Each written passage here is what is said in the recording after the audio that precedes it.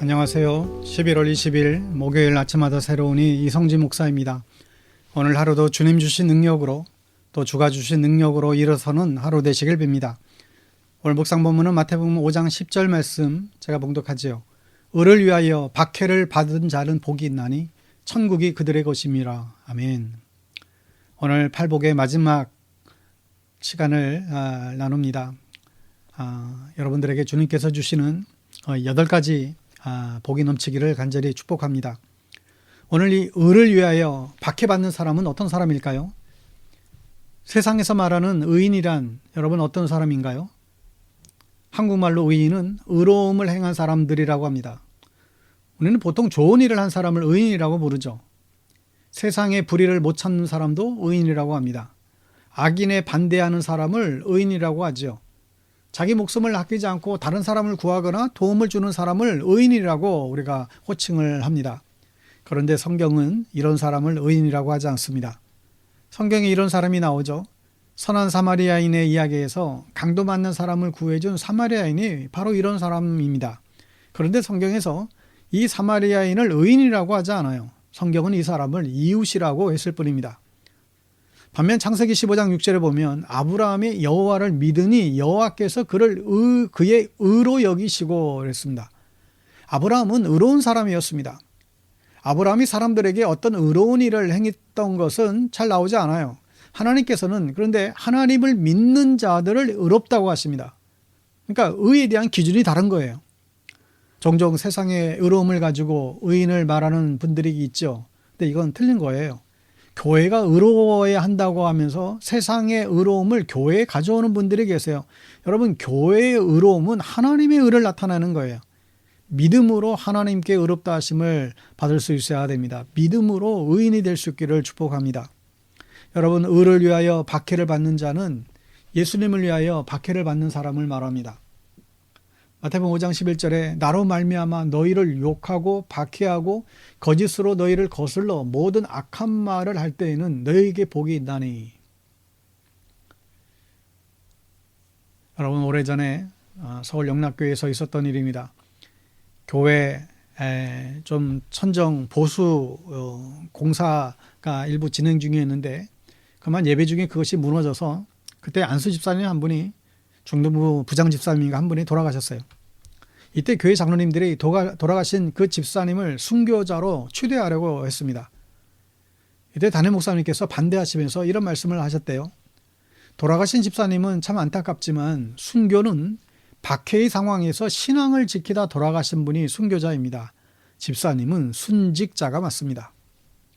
여러분, 기독교 역사를 보면 부흥기와 박해의 때가 있었어요. 부흥할 때는 교회가 늘어나고 교회들도 늘어나고 예수 믿고 목사로 사는 것에 막 보람도 있고 그래요. 그런데 반대로 교회가 쇠퇴할 때가 있습니다. 더 나아가서 박해를 당할 때가 있었죠. 이럴 때는 예수 믿는 것이 굉장히 힘겹습니다. 그런데 말이죠. 진짜 믿음은 쇠퇴기와 박해기에 나타난다는 거예요. 부흥기 때는 가짜 믿음들이 넘쳐났어요. 교회가 힘들수록 교회 안에는 진짜 예수 믿는 사람들이 남습니다. 아마도 앞으로 우리가 겪게 될 세상은 교회의 쇠퇴기가 될 것입니다. 교회가 줄어들고 교인들이 줄어드는 세상이 더 다가오게 될 것입니다. 여러분, 그런데 두려워하지 마십시오. 그때 우리는 진짜 제대로 된 믿음의 씨앗을 만들 수 있습니다. 그리고 그 좋은 씨앗으로 세상 속에 30배, 60배, 100배 열매를 맺을 날이 올 것입니다. 오늘날 미국은 기독교를 박해하지는 않죠. 공식적으로는 그렇습니다. 중국이나 북한, 이슬람 나라에서는 기독교를 공식적으로 박해하고 있습니다. 그런데 보면 오늘날 미국은 예수 믿는 사람들이 사실 굉장히 박해를 당하는 세상으로 된 것 같아요. 여러 가지 이슈들로 교회가 세상에서 지적을 당합니다. 차별을 당하기도 합니다. 성경의 가르침을 세상에서 이야기하면 차별주의자는 낙인을 받게 됩니다. 언제부턴가 학교에서 성경도 제대로 이제는 읽지 못하게 합니다. 여러분, 우리가 아무리 박해를 당해도 우리는 성경대로 살아야죠. 세상 사람들이 내 인생을 천국으로 인도하지 않아요. 예수를 위해서 박해를 두려워하지 말아야 됩니다. 이런 이들이 천국에서 영생하는 복을 우리가 받게 될 것을 우리가 알 수 있습니다. 마태복음 5장 12절에 기뻐하고 즐거워하라. 하늘에서 너희의 상이 큼이라.